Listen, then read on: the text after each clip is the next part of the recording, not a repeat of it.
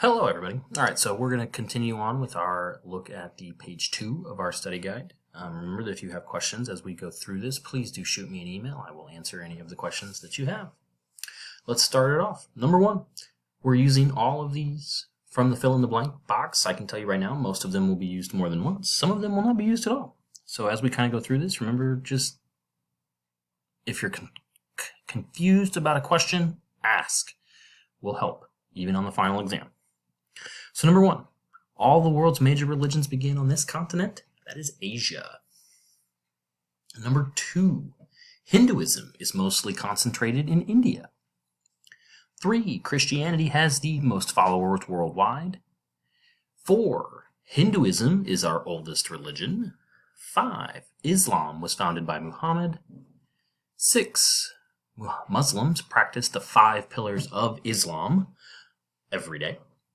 7 had a bunch of possible answers that you could put. So I listed the 3 that we have here. So Islam, Judaism, and Christianity are all examples of a monotheistic religion. Number 8, in Islam, its followers refer to God as Allah. And number 9, in a monarchy, the government holds a king or queen.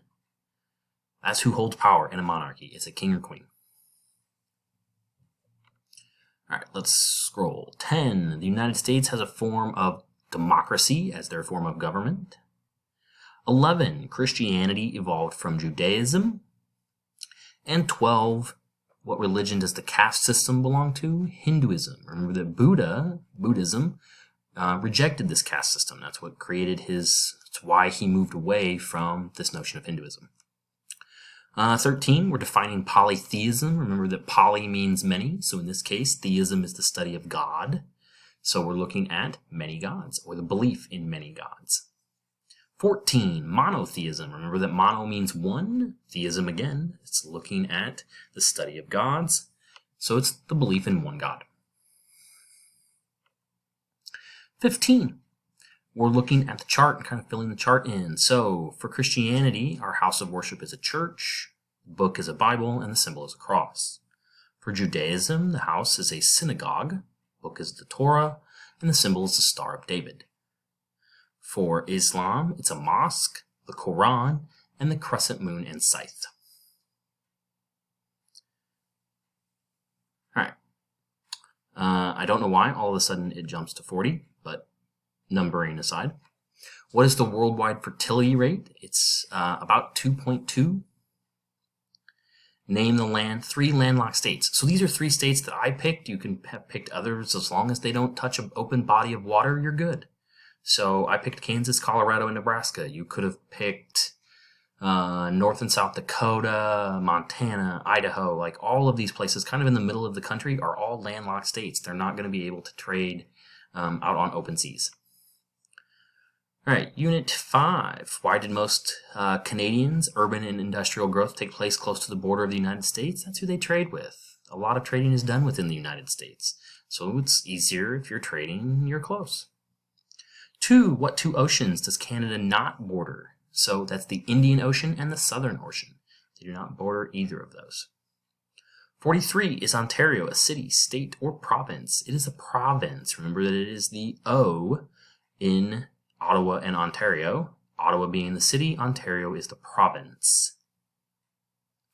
44, most of Canada's agricultural output comes from the prairie provinces because these provinces have flat, fertile, farmable land. It's much like the center of our country. Very easy to farm. Essay questions. How does the Earth's internal and external forces shape geography, incorporate plate tectonics, weather and climate, impact on human life, distribution of landforms, and ocean and wind currents? So, in a nutshell, what this is, you can read this, so it's, the plates move basically as the Earth's internally. Those plate movements, they're going to shape how our geography happens. External things are going to be things like wind, oceans, hurricanes, tornadoes, all of that kind of stuff. The seasons, all of those play into the geography of our country or of our planet and how we interact with it on a daily basis. 63, compare and contrast different types of governments. So remember, we looked at 4 different types of governments. We looked at democracy. That's where people hold all of the power. Monarchy. That's where the power is in the hands of a king or a queen. Communism is when the economy is controlled by government, which is usually in the hands of one person, maybe a group, which leads to a dictatorship, which is where it's in the hands of a single person or a group. So there were a bunch of kind of examples that we could have used there. So for democracy, obviously the United States and Canada, those are 2 good democracies. Monarchy, Great Britain still has a monarchy. Now they're also a democracy because their government is actually democratic, but they still have a king or a queen. Communism and dictatorship you can put with North Korea.